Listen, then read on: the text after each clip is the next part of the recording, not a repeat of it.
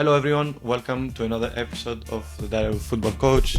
My name is Anastasios and I'm starting this podcast because I want to do some connections. I want to bring some coaches across the English football and across English grassroots football as well. So here we are. Today we have Pranav with us. Pranav, how are you? I'm good, thank you. How are you? Today we will discuss, thank you man, I'm really happy to have you here. Today we will discuss a little bit about his journey, how he started and how he became from volunteer to a paid coach, because I know that many of you coaches want to start their own step into the football coaching. And can you tell us a little bit about your journey and how did you start your first role, please? To be honest, when I moved to the UK, which was 3 years ago, I moved here for my master's. I never thought about football coaching. I never was I want to become a coach. I came to do my master's in psychology. And while I was doing that, I was looking for jobs. How most students are looking for jobs, I was looking for a job as well. And I always thought that I didn't see the point of working at some place like McDonald's or just to earn some money. It just didn't make sense to me. I was I'd rather do something in a field that I like doing. So I was then I started off, I had a friend who used to play for this club and she said, they're looking for a coach if you want to join. And I said, you know what? It seems like a better use of my time than flipping burgers. So I said, I'll do it. And my first football coaching role was a volunteer under 12s girls football coach role in Scotland, Lower. I started off, my first session had 5 girls and it was just me. And I'd coached a little bit before, but I had no idea in terms of coaching and, what I should be doing or what's a good session, what's a bad session. No clue. Just went there. But I knew one thing, I always wanted the people who came to the session to have fun. It doesn't matter, if they'd learned anything or not. I just wanted them to feel better when they left the session. So I started off coaching an under 12 girls team. And while I was there, the club was a really good club. Their first team played second division in Scotland, which is the championship here. So they played championship level and they had a good academy system up until the 18s. And I started volunteering. I went to the coach of them and I was listen, I know nothing about coaching. This is my first thing. I just want to start. I want to learn. And then he was come along. It'll be great. So that's how I started actually. It was so random. It was so unplanned. But it was really enjoyable. And from there, I just got stuck in. I just kept showing up. I was a pest that they thought, I'll be there for a couple of months and then I'll get bored because I'm not getting paid or I wouldn't think it's enough. But I just enjoyed it so much. I started going there. I kept going. I kept learning. I kept quiet. I never used to speak. I've always been very shy. So when I initially, it was mad. Tell me a little bit about your first session. What the challenges on the first session? I knew nothing, man. I genuinely knew nothing. I was just standing there and I was I have a cone, I have a football.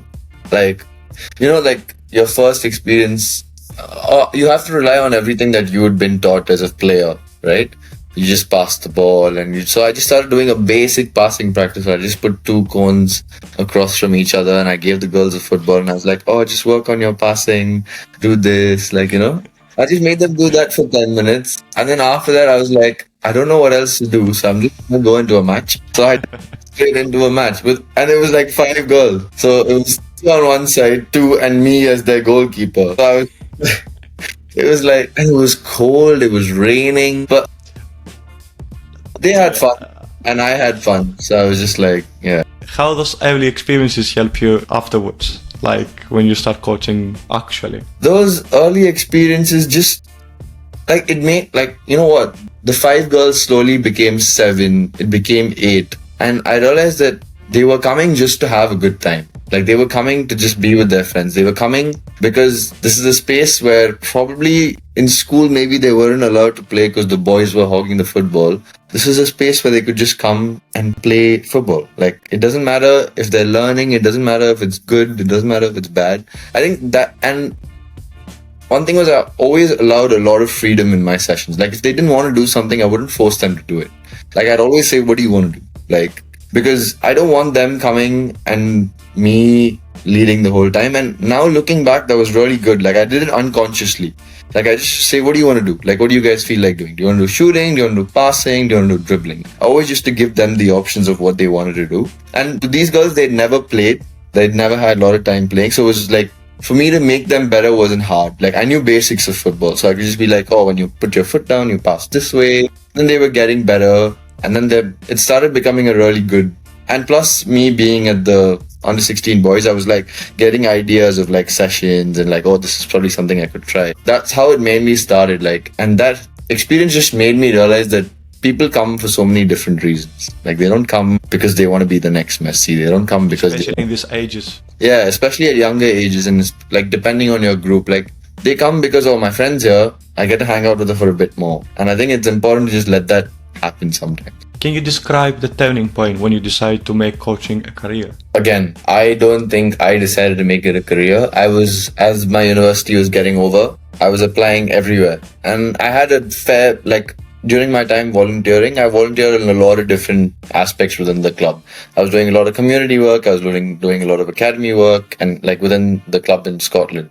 And I just started applying everywhere for jobs, like most uni students do. And I don't even remember coming onto the coach development program. Like I don't know when I came onto it, when I applied for it. But it was just one of those things that I just put my resume and I was like, yeah, you know what, big deal. There was no chance that I was sitting in like a small village in Scotland. There was no chance in my head that I was like, this is even going to come to any fruition, you know? Like, I was like, yeah, whatever. I'll just apply. I applied. Do you think it's important to have someone like a mentor with you along your journey? I think we've both been in places where we've been guided with a lot of mentorship. And for me, I think if it wasn't for my mentor, which is Drew, like we both know, I don't think I would still be coaching. Like, you know what I mean? Like, it's just so hard to navigate this landscape without someone who knows and understands this landscape. Like, and even, I'm not even talking about jobs. It's about like, when someone sees something in you that you don't see in yourself, it's really important to have that with that person. Like, for me, I never thought, like, even the first day of, like, when I'd come into Arsenal and I'd applied for that coach development program as a volunteer, I came in. Like, I didn't think I was a coach. I didn't know anything about coaching still. But in 2-3 months, I started he came to me and he's like, you've got something, like, you can really coach. I still to this day don't believe I'm a good coach. Like, you know, I work hard. I want to learn. I love learning. That's one thing that has always kept me, something that's been my strength has been, I love learning. Like, doesn't matter what it is, but I love learning. But coming back to your point, if he hadn't told me that he saw something in me and that could make me a better coach, I probably would have quit coaching and I would have done something completely different. Like, and myself, when I realized that this was going to be a turning point was when I had those conversations with my mentors. Like, because I always wanted to do something that was fun. I always wanted to be free. Like, I knew I couldn't sit behind a desk. That's something I knew very early on. You said something about fun and you keep saying it. And I mean, of course, when I'm coaching as well, I love having fun with anyone, like with the players, and especially these ages, you like to make people have fun because it's difficult these ages with social media and all these kind of barriers that coming to our life. Well, any tips you have for the new coaches? I think for me, like, the reason I've stuck with coaching for so long, even though it's a really hard field, is because one, like, I need to have fun doing what I'm doing. I need to enjoy what I'm doing, and you enjoy it by building those connections with those players. And I've always believed this. Like, even when parents come and tell me, you know, when a lot of parents will come to you, especially because we work at Arsenal, they'll come to you and they'll be like, oh, where do you see him going? Can he go here? Can he go there? I always tell them, I said, if he's just started playing in the last couple of years, I want him to fall in love with football first. Like, I want him to enjoy football as much as he or she can.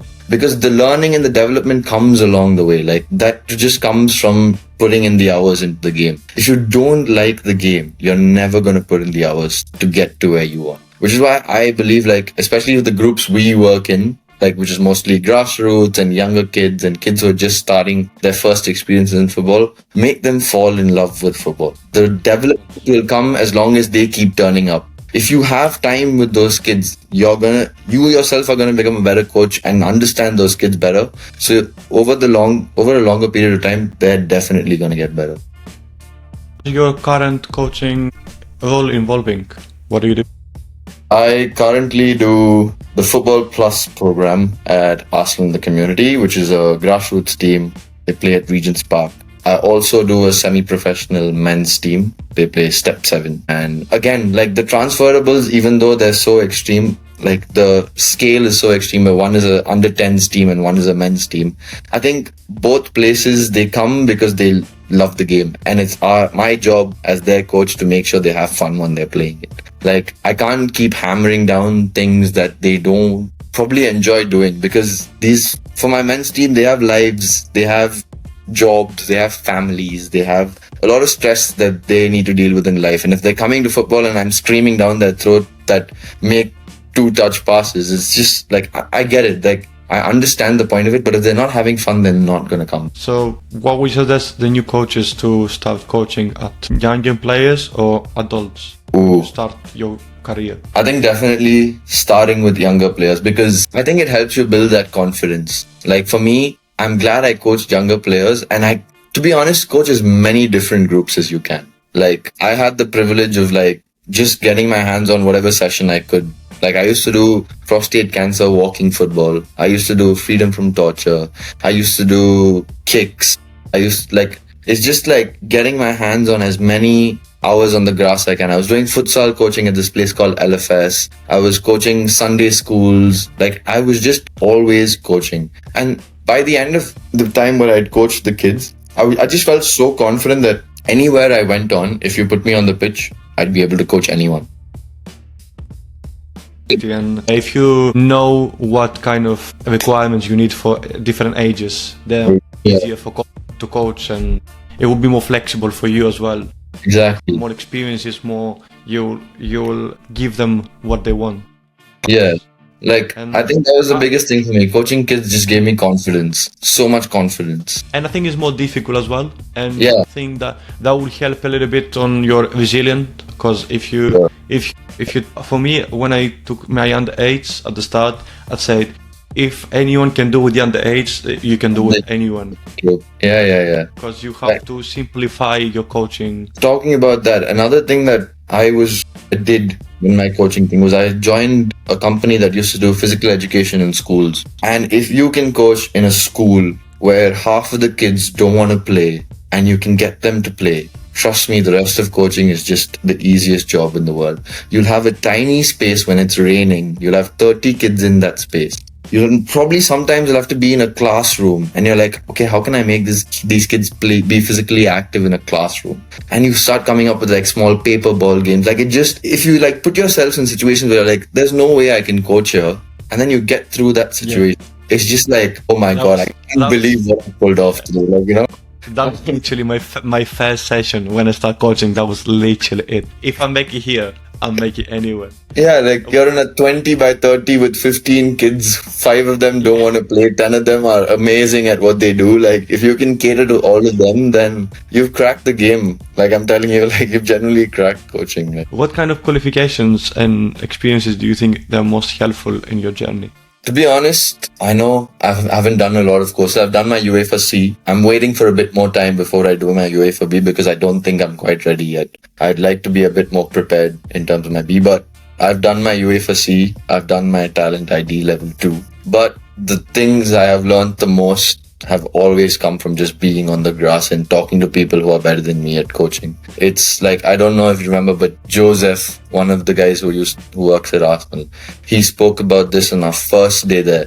He said, guys, if you take nothing away from this at the end of the day, just get your hours on the grass. That's the one thing that matters. And that's honestly like, it doesn't seem like mad advice, but there was nothing truer than what he said. Just being there on the grass and coaching as many hours as you can. And it's hard. It sucks. The first 6 months of it, you're going to hate.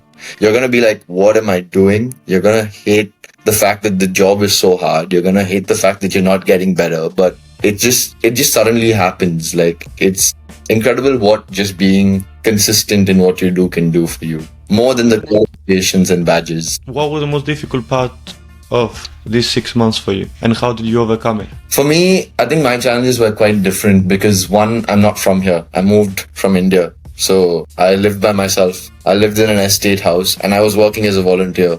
I was making no money. I was struggling to make ends meet. And I was like, I could just do something that gives me a bit more money and I can have a lot a lot better of a life. But I just like, I was having so much fun doing it. I was like, I can't give this up though. I was volunteering. I was doing volunteer work for like 6 days a week. I would get paid. I would do work on Sunday that would pay me. I was working 7 days a week and Sunday school would pay me. And thankfully, because I was living in the estate, my rents were not high.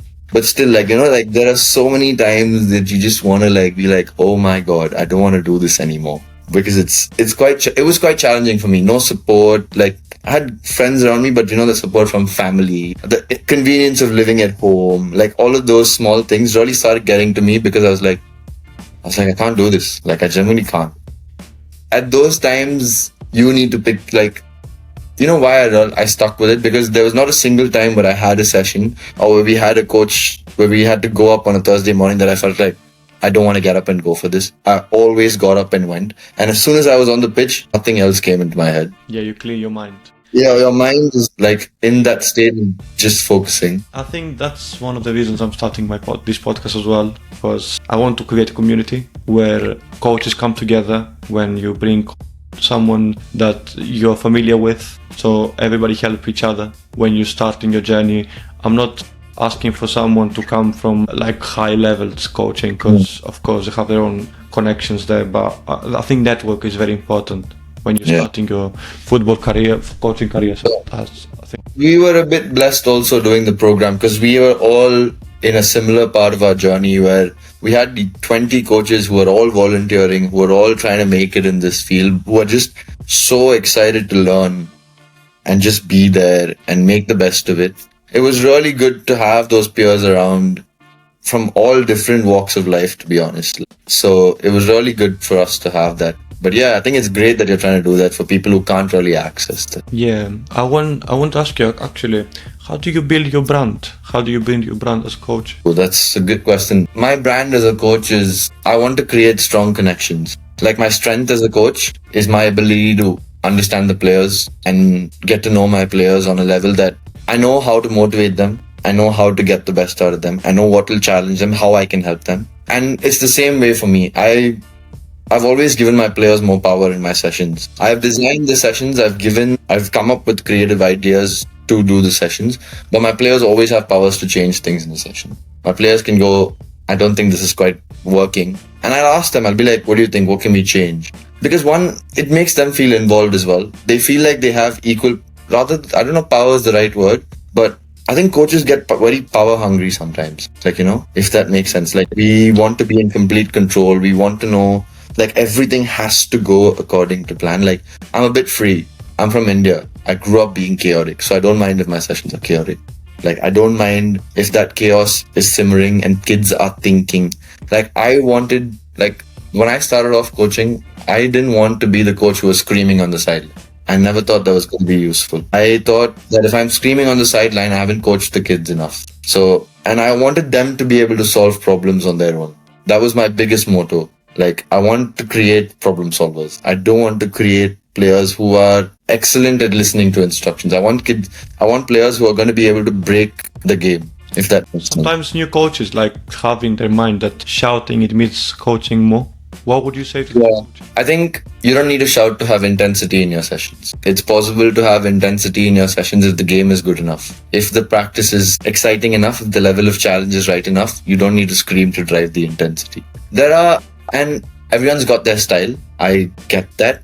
Some people, and if you have a loud voice and it works for you, go for it. Like, if you think your voice is going to drive that session, yes. Sometimes you might need it, where you might just need to be like, hey, we need to get this done. Like, even though it's not the most exciting, we need to do this because it's going to help us get better. Like, it's fine. But I think if you're screaming every session and you're the only reason that session is getting its energy and it's driving the session, then probably something to look at would be, how can I make the games more, lift the weight than me lifting the weight of the session. If you have to scream more often than not to get intensity out of your sessions, I don't think. Do you have any principles on your training or your team? Yes. Ball rolling time.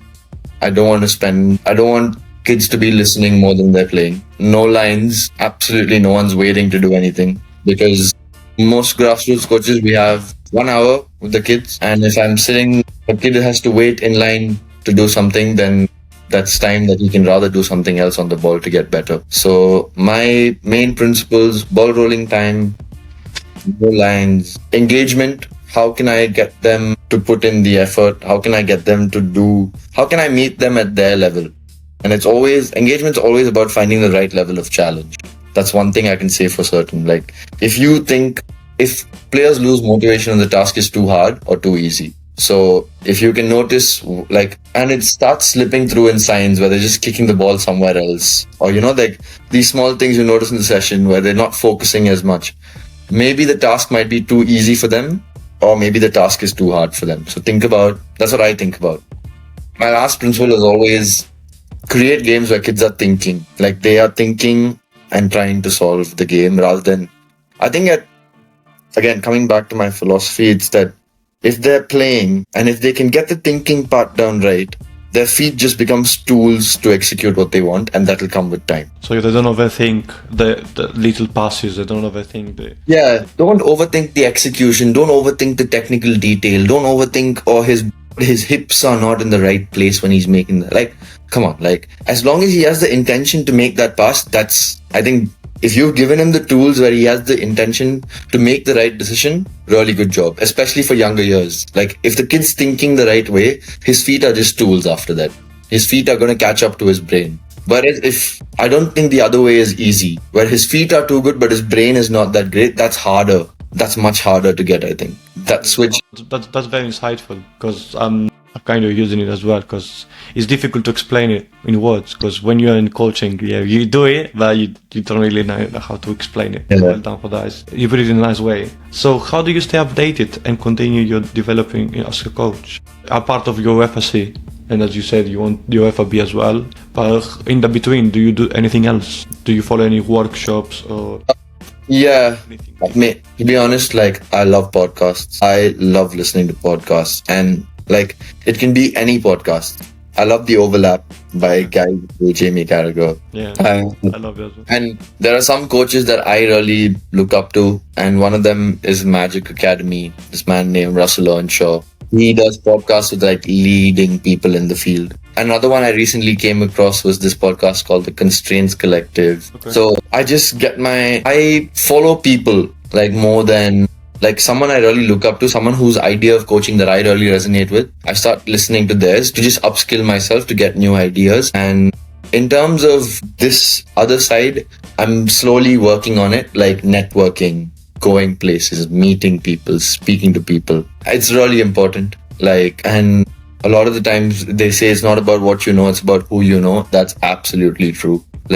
You could be the most brilliant coach, but if you don't know the right people who are going to put you in the right places, it's quite pointless. So I've started going to workshops. I think the most recent one was one we'd both gone for, which is the Coach Index one. So I went for that. And on the coaching licenses you do as well, it's a great opportunity to meet people. And you might not get along with everyone's idea of football there, but there are some people who you really get along with and who understand the way you are. I often find that I resonate with a certain group of coaches, so I keep in touch with them, and they put out opportunities. They randomly put out this place is looking for a coach, then dropping your message to them on LinkedIn. But just if you know that you want to get to this place and this person is closer to that place than you are, it's a great time to go speak to that person. Yeah, just keep this small conversation and small talks on, keep going, because if you don't stay on with this person, you might lose the touch as well. Yeah. With everything that we discussed so far, volunteers, and we know both each other that when you have a volunteer in your team, most likely you're going to give them the 90% of the job, because we've done this before. We organize and we execute, we do the coaching session, we do everything. What's one tip that you say on these coaches to overcome this challenge? You mean for volunteer coaches to overcome the challenge of just going there and coaching? Yeah, because if you don't get paid and you do so much work, I know it's difficult to say, because they don't get paid and you do a lot of the work without, how do you think they overcome this specific challenge? I think if it feels like work, I don't think it's the right thing for you. If it feels if you're looking at the time more than you're looking at the session, I think it's not, your heart's not in it. Because the one thing that I always felt every time on the pitch, it's never felt like work. Like there would be times I would do some stuff. I would walk out of there and I'd go, I can't believe I'm getting paid to do this. And even when I was a volunteer, I used to think that I used to be like, I can't believe I've been given the opportunity to have this. And when it does get to a paid role, there'll be some times where you just think you're like, how am I getting paid to have this much fun? It feels like I've cracked some code in life that I don't think most people have. It genuinely feels that way. But when I was volunteering, it was hard. Hard in terms of everything else in life, it will get to you. But the patience and persistence of just staying at it, because one thing is undeniable. If you've put the hours in and you're confident in yourself, it's not going to go unrecognized. And even for us, we joined as volunteers. Now we're sitting here a year later where we've had a year of coaching and getting paid for the coaching we do. And that's because we put in the hours and we showed that we care about what we do. So I have now a challenge for you. Yeah. I want to create in less than 1 minute and one coaching session of 10 minutes. Mm-hmm. Ages around, I don't know, foundational year from 8 to 12. Mm-hmm. Would you be able to do that? Yeah. The timing starts now. So if I don't know the kids, if I don't know anyone, I have go-to games that I stick to. And these games will always work, no matter where they are. So the first game I'll always play is Spider-Man Tag. It's a simple game. You have person with a bib, kids with a bib in their hands who are Spider-Man. And you have all the other kids running around with the football. All the Spider-Man have to do is tag their bib with the ball. And if you do tag it, you swap. I keep this going for a couple of minutes. And then it becomes a bit more, I add levels of challenge. If I see a kid who's really doing well, I'll give him an extra bib. I'll tuck it on his back and say, if someone takes this bib from you, you've become tagged. You've gotten tagged. I've tucked it on his back. So now he needs to work extra hard to kind of be like, I can't get this bib, let this bib and the ball get away from me. So he's scanning, has to probably scan more than he already is. And if a kid's really struggling and they're getting tagged often and you see them with a bib a lot, I give them an invincibility bib. I give them a bib and I go, hey, for the next 2 minutes, no one can tag you. And these are tools that I use. And from here, if I have nothing else to go off of, I will always go into practices opposition. So I'll go 1v1s, 2v2s. Simple. I'll give the kid a cone. I'll give them 2 cones and I'll say, hey, put the goals down. Wherever you want, find someone who you think you're going to play against, go 1v1 against them. These things are so simple but are so effective because one, every kid has a touch on the ball, and it's often the kid who doesn't have, who gets, if I was playing Spider-Man Tag, it's the kid who holds the bib for longest that needs the ball the most. But these are 2 things I do, Spider-Man Tag and 1v1s, simple. I think Spider-Man Tag is my favorite as well. There's plenty of creativity there, and yeah, it is covering the most of the pillars. Kids, social as well, not just physical, and you bring them into mood to playing the session because you bring them in the environment where they will have fun. They know that they will enjoy that. And an 8-year-old wants to be Spider-Man. It's as simple as that. An 8-year-old just wants to be Spider-Man. You can change that if you want. You can do any different characters and you can just add, you can do Hulk and... Yeah, exactly. Depends on your group. Maybe some Minecraft character, whatever. And you can ask them any opinions what they want to be as well. Exactly. So just small stuff like that just gets kids in, isn't it? Sometimes you have to be a child. Yeah. What common mistakes the new coaches make when they start their coaching career? Worrying about failing. Say again? Worrying about failing. Explain. It's not that deep. It's coaching. You don't have to put the perfect session out. There is never going to be a perfect session. You can think for 4 hours, you can think for 10 minutes. You are still not going to be able to put out the perfect session. And that's okay. It took me a long time to realize that. Every time I wanted to put a session out, I wanted that session to blow everyone's mind off. And it's good. It helped me put a lot of thought into thinking about my sessions. It helped me create. But there is always going to be something you can do better at the end of that session. And putting that pressure on yourself to create the perfect session is not is something that I wish I said to myself. I wish I told myself, dude, your session doesn't need to be the best session in the world. Your session needs to be a session that your kids need and they enjoy. Totally makes sense. Yeah, at the start I was thinking the same thing. When I was about to create a session, I was just adding details above details above details, and my brain sometimes into the coaching session I was confused myself. Exactly. I need to do this, I need to do this, I need to do that. Yeah. But at the end, the kids, they were just, you were planning 20 things, and from 20 things, one thing was happening. Yeah, it's like you can be in a room trying to catch 20 rabbits or try to catch one rabbit and succeed at catching that one rabbit. That's a good example, yeah. So I think it doesn't have to be perfect. Like, just take it easy on yourself. Like, that's one thing I wish I said to myself.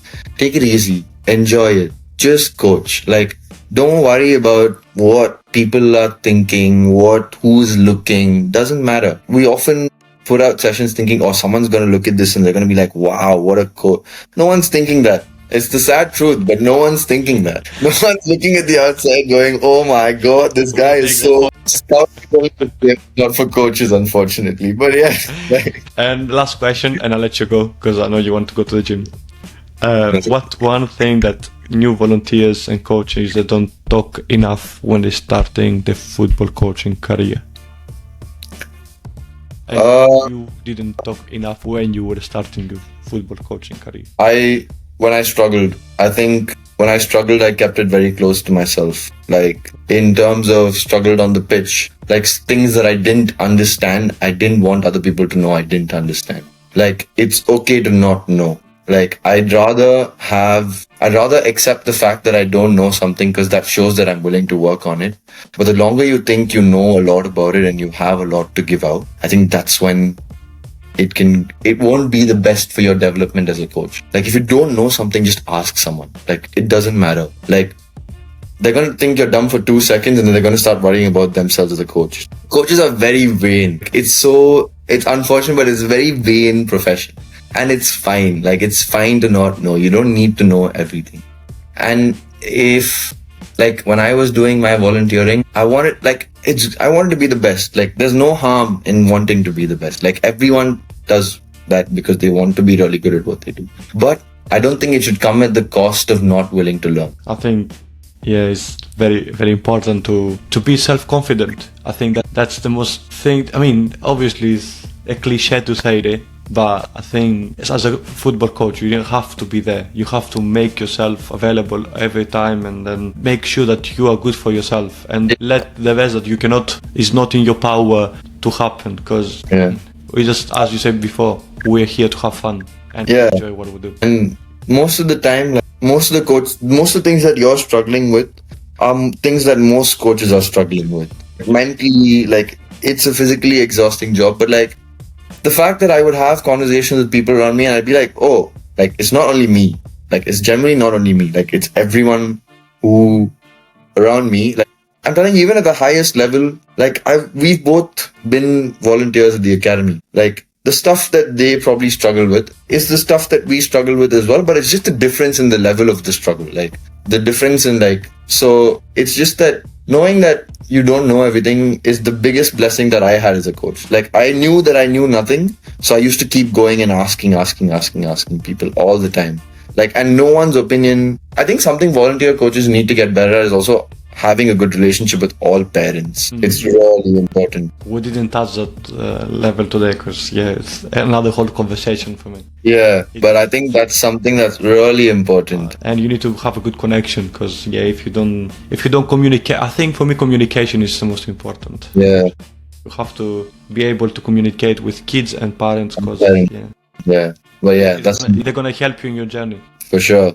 Because if the parents back you, then the kids are going to be fine as well. If the parents don't back you, that's when problems start. So, honestly, we can literally talk all day for that. I mean, I love talking about coaching and football. Thanks for accepting the invitation once more. No worries, I enjoyed it a lot. Thank you for having me. Thank you for thinking that I'm worthy enough to be. And I'm sure we're going to do it one more time. There's no doubt on that. And thanks for you listening. Please like, subscribe, and thank you so much. Take care.